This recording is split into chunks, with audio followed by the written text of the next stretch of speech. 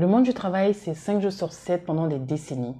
Autant comprendre ce qui s'y passe vraiment. Alors installez-vous avec nous pour 15 minutes d'échange franc, sans filtre, sur les réalités du quotidien pro. Prêt? C'est parti!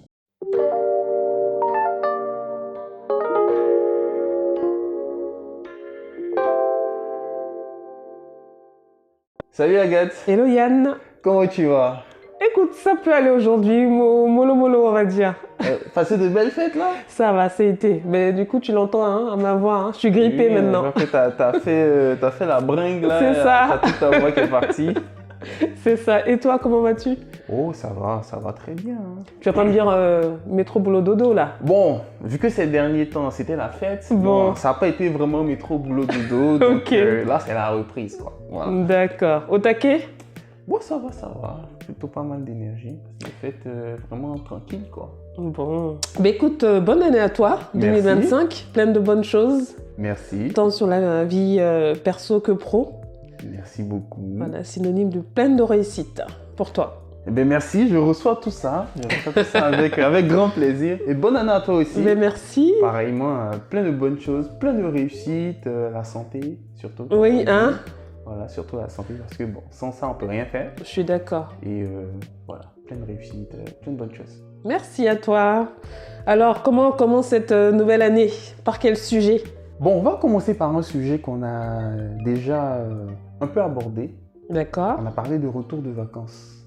Oui. Je te souviens bien, on avait parlé du fait que voilà, on n'est pas obligé d'aborder ce qu'on fait pendant nos week-ends, pendant nos vacances et qu'on ne devait pas nous en tenir rigueur. Oui, on a compris que tu n'aimais pas ça, il n'y a pas de souci.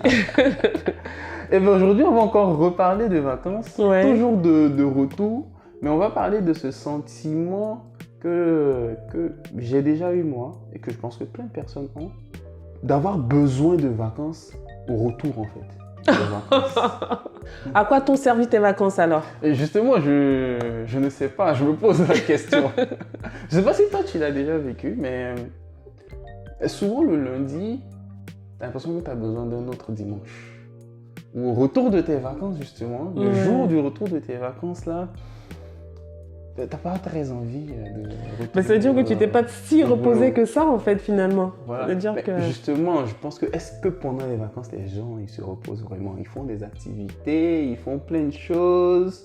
Est-ce qu'on prend le temps de se reposer? Voilà, c'est surtout ça. Pour vous qui êtes parents encore même, je sais même pas si le concept de repos il existe avec les enfants, surtout quand ils sont en bas âge. Ouais. C'est plus ou moins compliqué. Donc voilà. Donc aujourd'hui, c'est d'aborder un peu ce sujet-là, qui je pense est une réalité que beaucoup de personnes partagent, parce que je ne suis pas le seul coupable de vouloir retourner aux vacances le jour du retour. Mais écoute, moi, c'est d'aborder un peu ce sujet. Ça me fait cet effet-là même le week-end. Hein. Des fois, le week-end passe tellement vite que le lundi, tu as déjà envie d'être en fin de semaine. Hein. Donc, encore plus les vacances, parce que là, tu as plein d'activités autres que le travail. Oui. Notamment, on va dire des activités extrascolaires ou de loisirs. Et finalement, ça fait du bien parce qu'on se ressource avec les enfants, mais c'est quand même fatigant. Donc, ce qui fait que quand tu retournes au boulot, bon, mais tu es encore bien terrassé de tes vacances.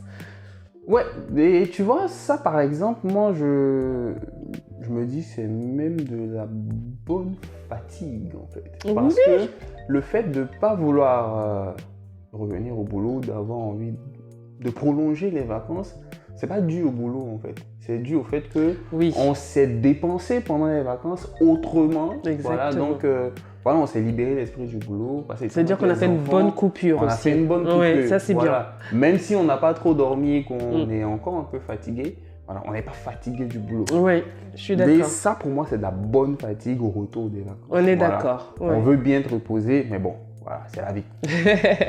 Par contre, je pense que des fois, c'est pas pour tout le monde, je pense pour quand même quelques personnes, moi ça m'est déjà arrivé, de se dire le lundi, j'ai pas envie d'aller là-bas, j'ai pas envie d'y aller.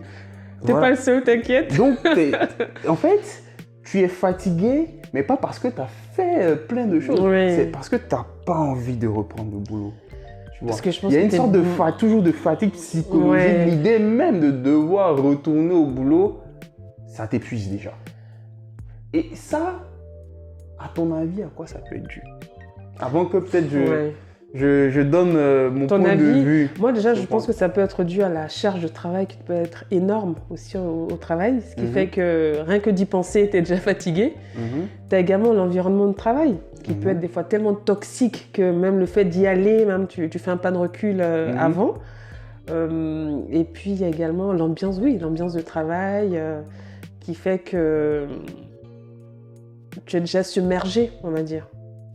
Moi, je pense que ce sont ces éléments-là déjà qui te freinent un peu pour y aller.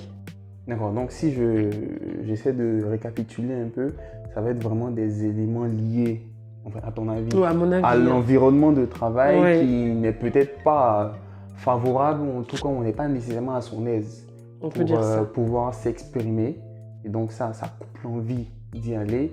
Peut être aussi la charge de travail qui, disons, décourage les gens d'y aller. C'est clair.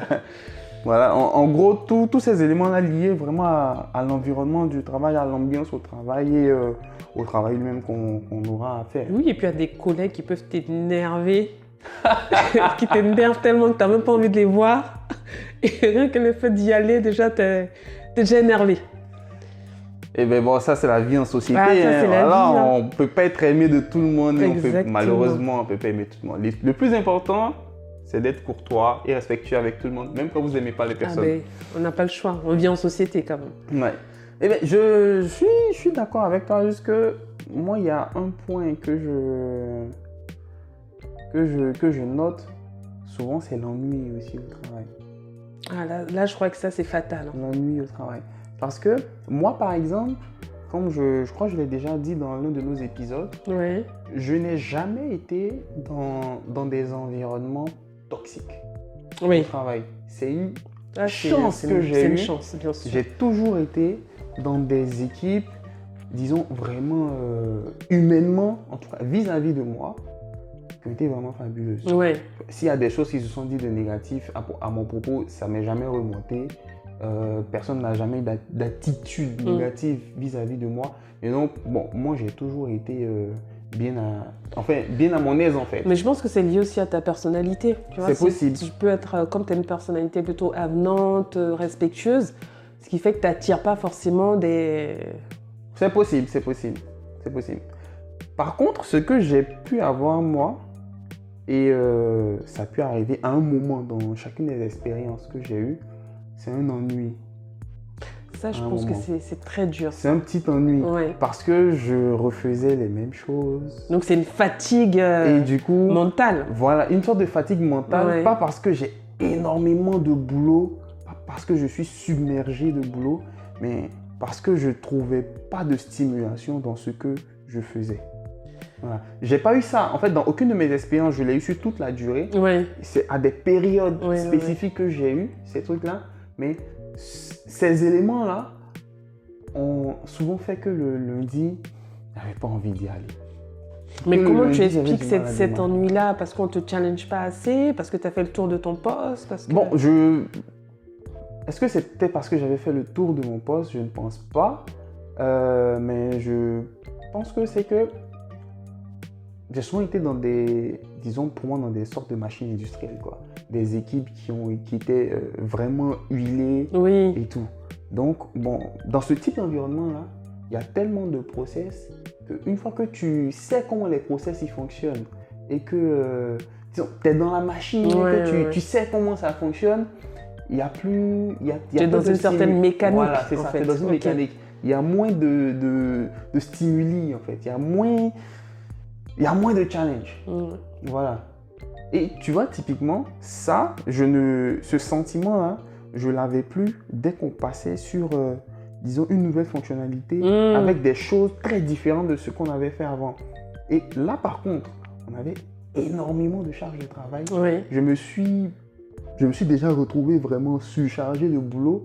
Mais tu étais motivé. Mais j'étais motivé. Eh ben oui. Voilà, parce que ce que je faisais était intéressant et m'intéressait. Donc ça me stimulait. Oui. Donc je pouvais aller le lundi fatigué, mais en fait j'étais pressé d'y aller pour démarrer. Tu vois, limite, en fait, la pause café le matin, je ne voulais pas la faire parce que je me disais, j'ai beaucoup de boulot, il faut que je finisse ça, il faut que je finisse ça, il faut que je finisse ça. Mais à ce moment-là, en fait, j'avais vraiment plus de motivation à faire les choses. Ça, c'est intéressant ce que tu dis parce que les managers devraient prendre cela en considération.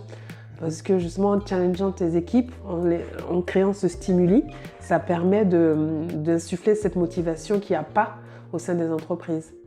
Mais ça, il faut vraiment le détecter. Ouais, En revanche, ça dépend aussi. Tu as des caractères, des personnalités ou des gens ont juste envie de faire le boulot, pas se prendre plus la tête que ça qui se complaisent. Hein. Oui. Donc, bon, c'est pour ça des qu'il personnes faut, à qui ça correspond. Bon, je pense que c'est aussi au niveau des managers de pouvoir identifier les personnalités qu'il y a au sein des équipes. Moi, je pense que mon manager à l'époque, il avait bien remarqué. Ouais. Il avait bien remarqué parce que bon, j'ai déjà entendu des collègues dire attention, lui il va commencer à s'ennuyer, il faut lui trouver un truc. C'est bien ça. Tu vois, je pense qu'ils avaient bien détecté. C'est pour ça que je disais que j'ai énormément de chance. Oui. Voilà. Oui. Mais du coup, moi, ça a plutôt été ça. Ça a plutôt été l'ennui. L'ennui, d'accord. Qui faisait que j'avais pas envie d'y retourner. Oui, parce que c'est une fatigue latente en fait. Elle est tout le temps là et même ton esprit même se fatigue parce que tu n'es pas stimulé finalement. Ouais. Et bon, dans ce cas de figure-là, par exemple, dans le cas où on s'ennuie, qu'est-ce qu'on peut donner comme tips aux collaborateurs qui s'ennuient? Oui, qui s'ennuient. Parce qu'à l'époque, j'ai profité, je faisais quelques formations. Ça, c'est pas mal. Mais bon, j'avais quand même d'autres tâches à faire. Hein. Le truc, c'est que souvent, tu as des tâches qui sont chronophages, mais pas stimulantes. Oui.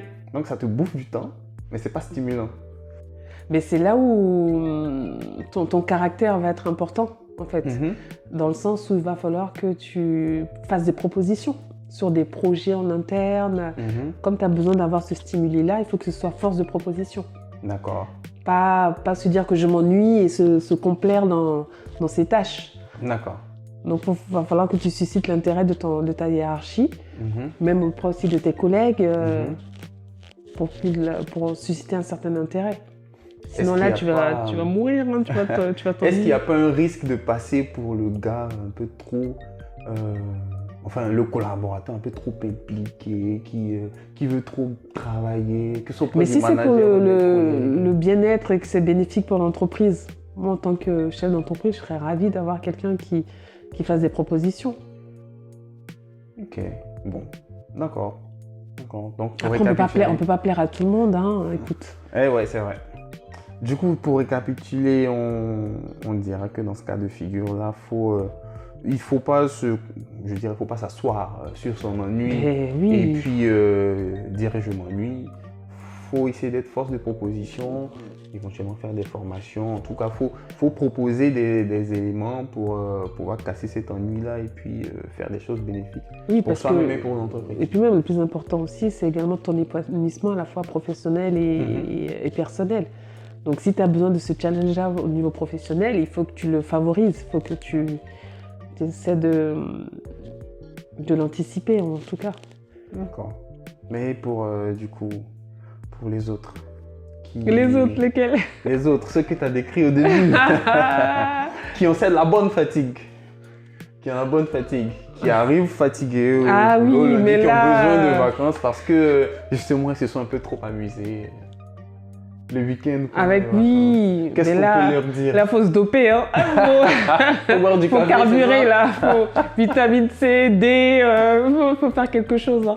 Mais oui, après, la bonne fatigue, je pense qu'on ne pourra jamais l'enlever. Hein. Surtout quand on a des enfants en bas âge. C'est-à-dire que ça, je crois que c'est une fatigue permanente. Hein. Donc, soit comment je peux le dire, vous avancez en binôme, on va dire. Il n'y a pas le choix. Là, tu vois, les parents, là, c'est une fatigue quotidienne. Mais il faut juste avoir le bon curseur pour pas que ça empathise également sur le travail. Bon, donc on dira que faut essayer de trouver son équilibre personnel de sorte à pouvoir avoir la bonne dose d'énergie qui permet de redémarrer la semaine. Ouais. Ok. Sinon, après... c'est tant pis pour vous. Hein. Et s'organiser surtout, c'est surtout ça. C'est la clé, je pense. D'accord. Du coup, là, on a abordé plusieurs petits points. Donc, on va essayer de conclure en revenant sur chacun de ces points. Dis-moi. Ouais. Commençons par ceux qui ont, disons, cette mauvaise fatigue, disons-le comme ça, qui, comme moi, soit s'ennuient, de l'ennui, ou soit qui ont une grosse charge de travail, pour qui n'y a plus la passion du boulot, et donc qui, au retour de vacances, n'ont pas envie d'y retourner, ils sont déjà fatigués du boulot. Au moment de revenir des vacances, qu'est-ce qu'on peut leur dire? Est-ce que ça, c'est pas déjà un signal de se dire que peut-être qu'on est arrivé au bout du bout et qu'il va falloir peut-être changer, il va falloir penser à changer de profession, ou en tout cas essayer de se former pour insuffler un petit peu une meilleure énergie. Pourquoi pas également dans le cadre d'une société qui est plutôt une grosse structure, se dire qu'on peut avoir bénéficié de mobilité en interne. Moi, je l'ai fait justement par le passé. J'avais énormément de possibilités au sein des entreprises dans lesquelles je suis passée. Et c'est vrai qu'en ayant bénéficié de mobilité en interne, ça te permet de pouvoir vaquer à plusieurs autres métiers et de découvrir aussi d'autres collaborateurs et d'autres secteurs. Tout en étant dans la même structure. Et là, pour le coup, c'est plutôt intéressant parce que l'ennui, tu l'oublies totalement. Et ça, c'est un conseil que je donne à tout le monde, c'est de pouvoir avoir cette mobilité-là en interne qui fait que tu as un challenge permanent. Mobilité, formation et curiosité, je pense que ce sont les 3 leviers pour éviter l'ennui. D'accord. Donc, pour ces personnes-là, on leur dira que c'est d'abord le moment de réfléchir, en fait, savoir quelle orientation ils veulent donner à leur vie, à leur carrière, et faire le nécessaire. Ça peut se traduire par une mobilité en interne dans l'entreprise. Exactement. La saisir, si c'est le moment de quitter l'entreprise aussi, pour aller vers d'autres challenges aussi, ne pas avoir peur et puis saisir ce challenge. Et puis je sais qu'au sein des entreprises aussi, si on parle par exemple de reconversion professionnelle, c'est bien qu'on ait des grosses structures comme ça, de pouvoir se rapprocher des personnes qui ont le métier qu'on souhaite exercer pour échanger avec elles, parler, comprendre leur métier et voir vraiment si ça nous correspond. Ça, c'est pas mal, je trouve. D'accord, très bien. Et maintenant, pour ces joyeux qui ont la bonne fatigue, qui passent de merveilleux week-ends avec les enfants, ou à profiter sur les plages ensoleillées. Mais le retour à la réalité n'est pas évident quand tu reviens. Donc, il faut avoir le bon curseur, comme on disait. Et puis, avoir l'équilibre dont tu parlais pour cohabiter ou coexister avec les deux, vie pro et vie personnelle, pour pas que cette fatigue-là prenne une place un petit peu trop importante au sein de l'entreprise. Donc, voilà. On y va gaiement, mais avec prudence. D'accord, très bien. Eh bien, c'est le premier épisode de l'année 2025. Nous sommes toujours ravis de vous avoir avec nous et sommes toujours curieux de savoir ce que vous avez pensé de notre sujet. Quel type de fatigue avez-vous ressenti, vous, autour de ces quelques jours de vacances-là? Est-ce la bonne, de la mauvaise? Est-ce le moment pour vous de vous poser des questions? Dans tous les cas, nous serons ravis d'avoir vos avis sur la question. Merci de nous avoir écoutés. Au revoir. À bientôt.